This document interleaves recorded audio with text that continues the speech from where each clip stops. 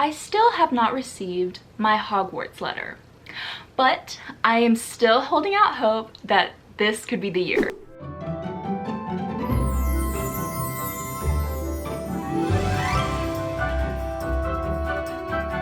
So in honor of September 1st and everyone getting ready to go back to Hogwarts, I put together a magical September TBR that is not Harry Potter books, but books that kind of give me the Harry Potter vibes. First up, we have Sorcery of Thorns by Margaret Rogerson. This book is not a magical school, it is actually a magical library. So if you have ever wanted to go sneak into the restricted section at Hogwarts, this is the book for you.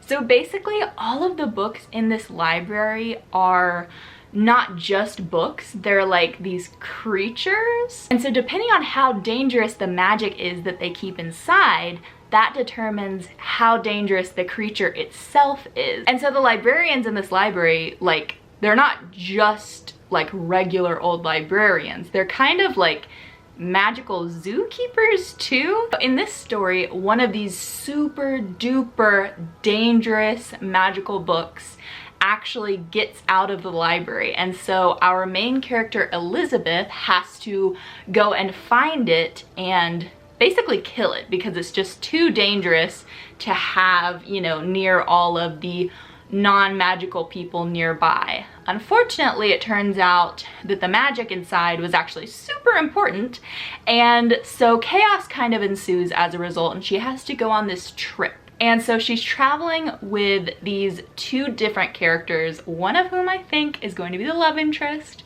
and that's about as far as I got. So I actually started this audiobook over the summer, and I got, I want to say like 30 or 40% of the way in, and I ended up DNFing it. It just wasn't really like what I was looking for at the time, but I've never quite forgotten about it because it was still a very good story, and it was a very interesting premise. Like, I've never really heard of an idea quite like that. And it definitely reminds me a lot of Harry Potter, so I'm going to revisit it. Hopefully I'll be able to just kind of jump back into the story where I was, but we'll see. Okay, next up we have probably the most obvious choice on this list, and that is The Trials of Morrigan Crow by Jessica Townsend. I have really been in the mood for a middle grade book right now, but I haven't read a middle grade book in a very long time, but I've really been in the mood for one right now, and this is literally the only one I even know about. Like, if you asked me to name a middle grade book, I couldn't. This would be the only one I have heard anyone talk about. Like, every single person I follow on BookTube, on Bookstagram, like, it seems like everyone has read this book, and a lot of people have compared it to Harry Potter. I don't believe it's like strictly a magical school, but it's still like young kids learning to do magic from what I understand. So basically this girl named Morrigan is our main character, and she for some reason is like considered unlucky. I think I think she may have been born on Friday the 13th, but that could be totally incorrect. And so anyway, so all of these like bad things happen around her, and she's fated to like die on maybe her 12th or 13th birthday because she's just like too dangerous. But then this like mysterious character from another magical realm comes and rescues her before that happens, and he takes her to Nevermore and tells her all about magic. Ends up competing in this like magical competition to see who gets to learn how to use magic. This story to me really gives off strong chosen one vibes, and I know that's kind of a controversial trope in the book community. I really like it. I like the way that it kind of begs these questions of, you know, how much of our lives is determined by fate and how much is actually up to us through free will. I really like to hear different authors' takes on those ideas and just kind of how they answer those questions. So I feel like we'll be dealing a lot with those topics in this book, and I'm just really excited to get to go to Nevermore and see what type of world it is and how the magic works, and yeah, just kind of be whisked away. Hence the whole back to Hogwarts. Next, I actually have a manga series. It's official summary, like on the Amazon profile for this book. The summary has it as being a cross between Harry Potter and Kiki's Delivery Service. So if that's not enough of a reason to read it, I honestly don't know how to convince you. But that is Witch Hat Atelier, and I'm on volume 2. I read volume 1 a couple of months ago on Amazon, what's it, like Kindle Unlimited, which my dad has. And if you want to try out the series and just kind of read the first volume and see how you like it, it is on there. I also found it very helpful if you don't normally read manga or you're still kind of learning how to read it, because like there's a certain way you have to read it. It doesn't like flow in the same way that like a novel in English would. You kind of have to read it in the opposite direction. But reading the ebook on Amazon was actually really helpful for me because this is the first series that I've ever really like gotten through, and I'm still learning how to read manga. And there's a way to like zoom in on the panels to where it'll automatically like click through them in the order that they're supposed to go. So it kind of just helps you learn and get used to the flow of the panels and like how to go through each page. So I'd highly recommend that if you're new to this genre. But basically this story is about a girl named Coco, and she has grown up wanting nothing more than to become a witch. That is like her heart's desire.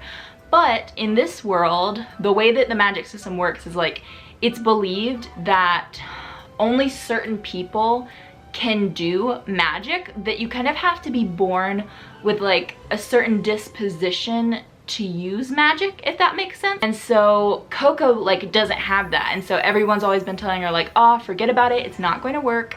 But then one day a witch just walks right into her mom's store and everything changes basically. And I won't like spoil everything that happens, but as you can guess, Coco does end up getting to study magic. And so the way that the magic system is set up in this world was fascinating to me. Like I had never really read anything else where magic worked this way. Like the actual logistics of it were just really cool to me. She doesn't go to like this big magic school with a bunch of other people and like take all these classes.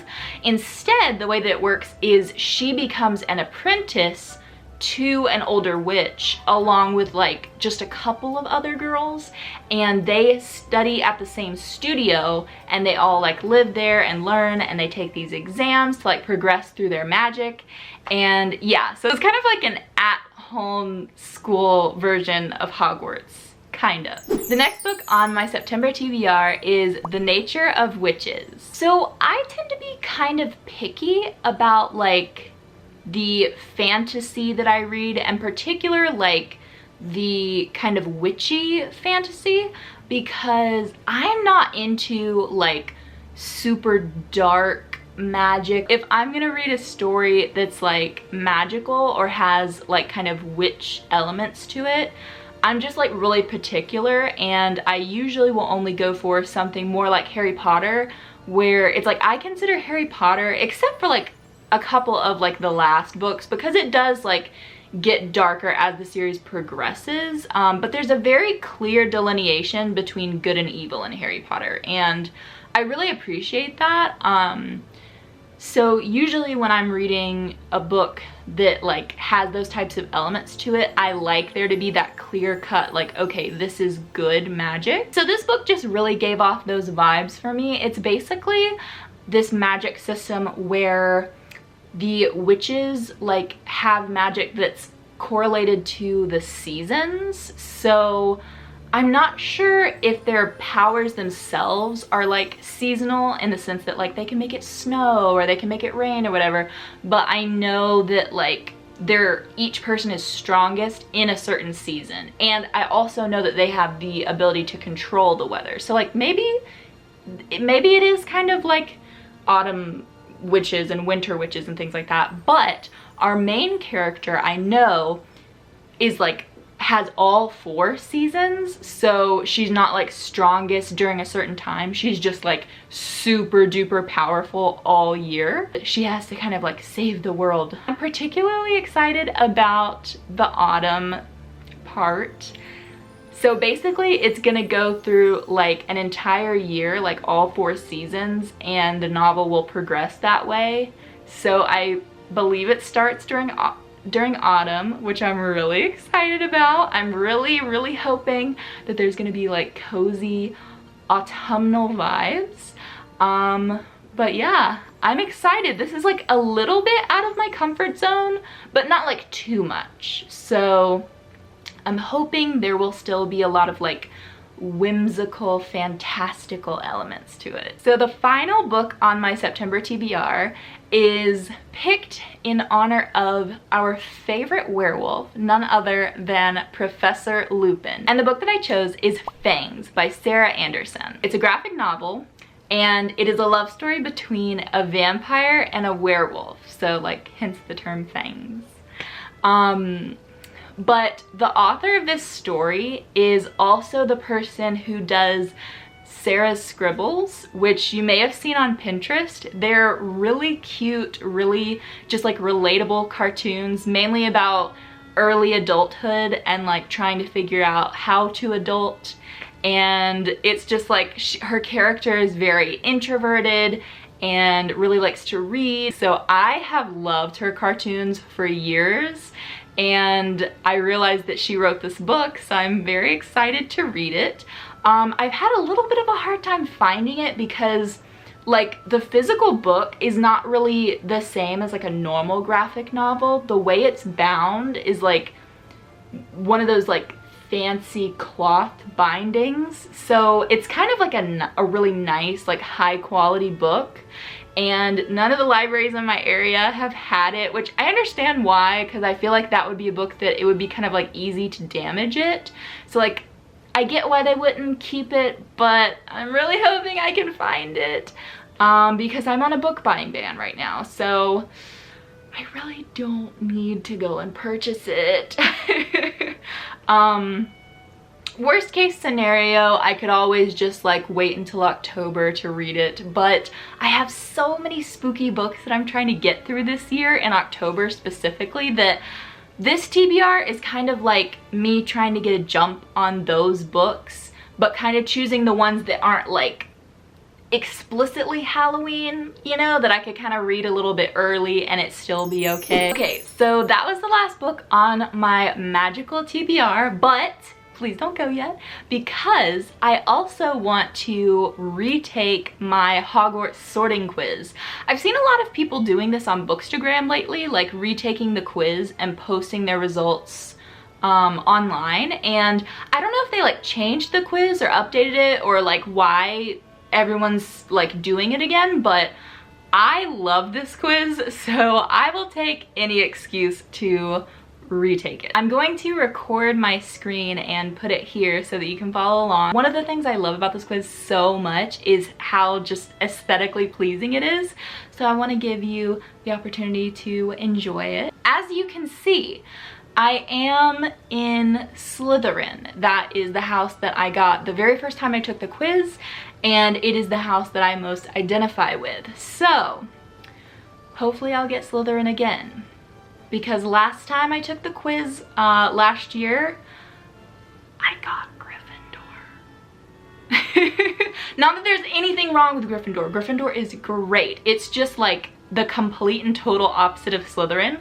So I really don't know what happened there, because I do not have a Gryffindor bone in my body. So I know that like I choose the house that I'm in ultimately, but it would be nice validation to get Slytherin. So let's see. Start the sorting ceremony. I'm gonna skip it. Dusk. Wait. Now slip me snug about your How? ears. I've never yet been wrong. How do I pick it? Okay, I got it. I think. Long press to select. Okay, we got it. I'm an engineer. Which of the following would you most hate people to call you? Ordinary, ignorant, cowardly, selfish. That's it. Okay.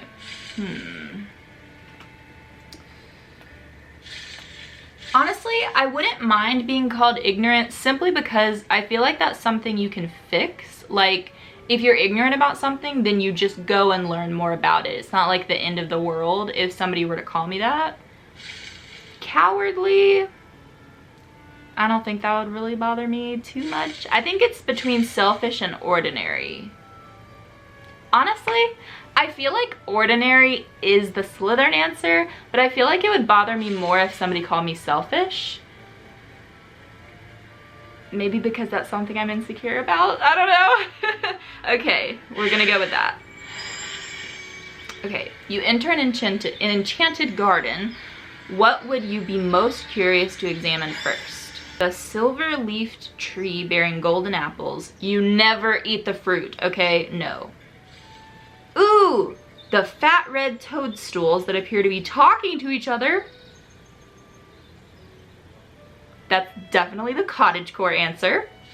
The bubbling pool in the depths of which something luminous is swirling. No, absolutely not. I would be so afraid that something would like be waiting for me to jump out and drown me.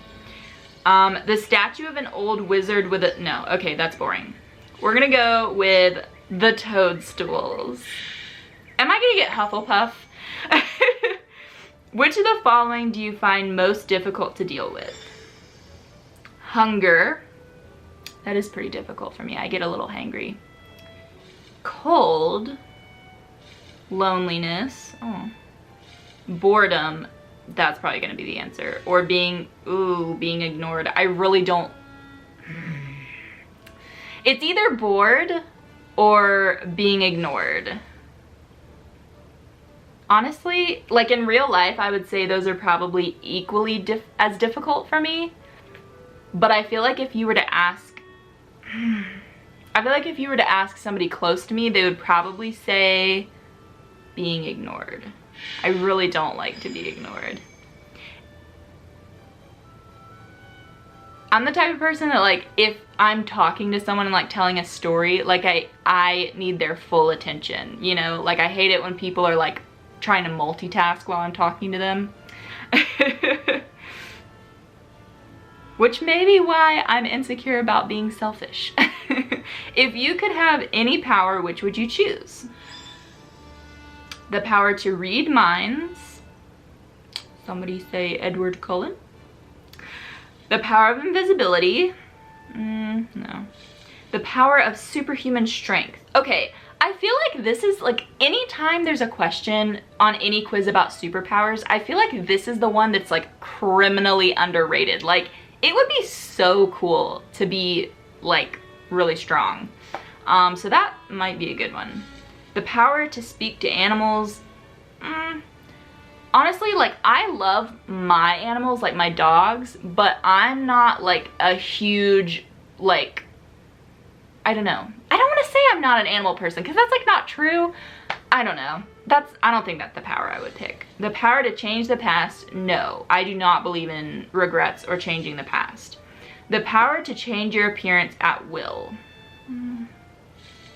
The power to read minds. It's probably either the power to read minds or the power of superhuman strength. And here's why. So the power to read minds, oh my gosh, I look so pale right now. The sun kind of like went down over the trees, so maybe I should change the brightness a little. Is that better?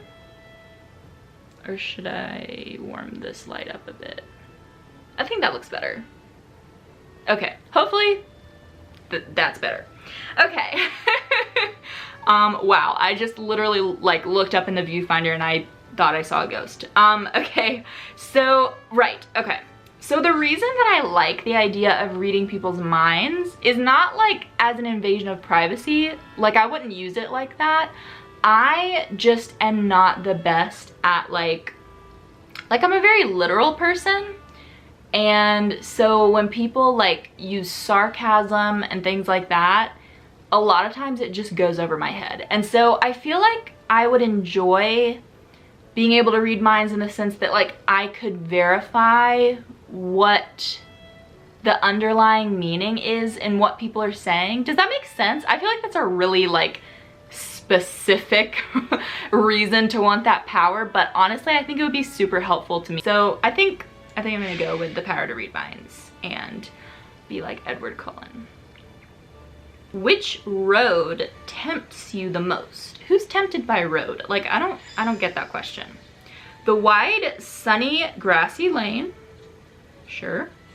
The narrow, dark, lantern-lit alley. No, thank you. Ooh, the twisting, leaf-strewn path through woods. That sounds fun.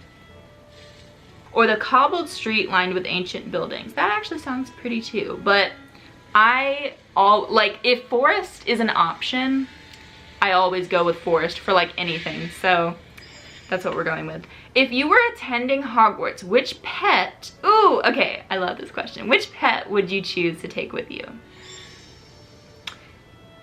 I already know it's gonna be cats, but I'll flip through them anyway. Cats, toads, and owls.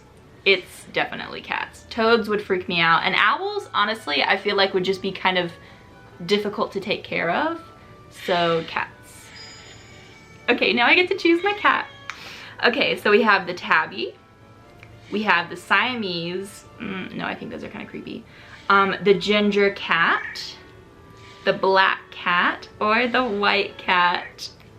It's the white cat. It's just, I mean, look at its fur.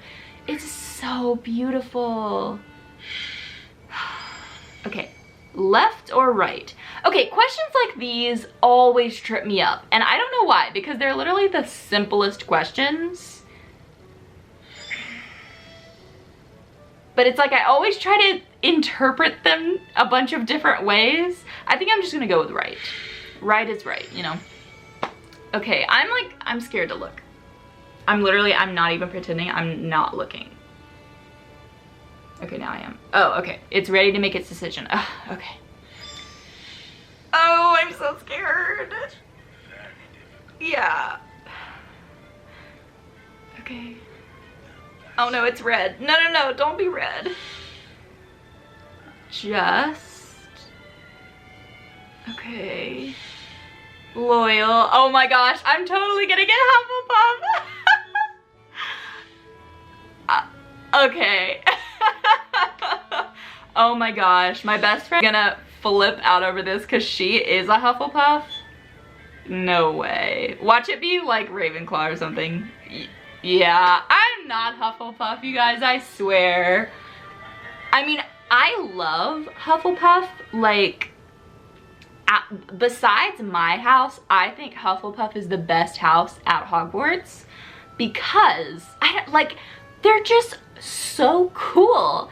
They, they're just so, selfless and such good leaders and such good teammates and such good friends. So I admire Hufflepuffs so much, but I am not a Hufflepuff. So I'm a Slytherin because my ultimate motivation, out of the 4 that are offered for the different houses, my motivation is clearly ambition. I have always been a very ambitious person. I've always been a very goal-driven person. So I'm a hard worker, that is true. But I'm not a hard worker just for the sake of being a hard worker. I'm a hard worker because I have a very specific goal. It's usually a very lofty, ambitious goal, and I'm gonna do what I gotta do to get to that goal. So I feel like Slytherins and Hufflepuffs are very similar in that way, in the sense that they would be the type of people you'd want to be on a group project with, you know? They're just really hard workers, but they have 2 totally different motivations. So I appreciate it, but I don't think that that's true. Okay, just out of curiosity, do you want to take the Patronus Quotes with me? Because I kind of want to retake it. Mine is a Marsh Harrier, which I had to Google because I didn't know what that was. It is a type of bird, and it's actually like a predator bird, so it looks a lot like a falcon. I feel like it fits me very well. I don't know, it definitely makes me think goal driven, like focused, you know what I mean? Like on a mission, like that type of bird. And just a bird in general, I feel like kind of suits my personality, but I kind of want to retake it. Okay, I'm gonna have to do this quickly because I'm running out of time on my battery. Let's do it. Okay, dream, dance, or discover. Discover? Answer instinctively. Do not think too hard. This is gonna be difficult for me. I'm an overthinker. Glitter, shine, glow. Glitter? Around, under, or over? Under? I don't know. You need to react more quickly. Try. I'm sorry. Okay, lead, escape, save. Lead. Safe or free? Free. Spirit, heart, or mind? Spirit. Oh, it's already done. Your Patronus is a Newfoundland, what's a new, Is that a dog? I don't know about that. Let's see, what the heck is a Newfoundland? It is a dog. Wait a second. It's super cute. Oh my gosh, okay. I'll take that. Plus a Patronus isn't like, it's not saying that that's like your personality, right? It's just like your protector. So it doesn't necessarily, like it's not saying that like, oh, if I were an animal, I would be a dog. Because in that case, I would say like, I don't think that's true. I'm literally running out of time on my camera battery, so I'm gonna try to wrap up this very quickly. But thank you for watching. As always, let me know if there's any way I can be encouraging you or praying for you this week. Hit me up on Instagram, and otherwise, I will see you next time. Bye.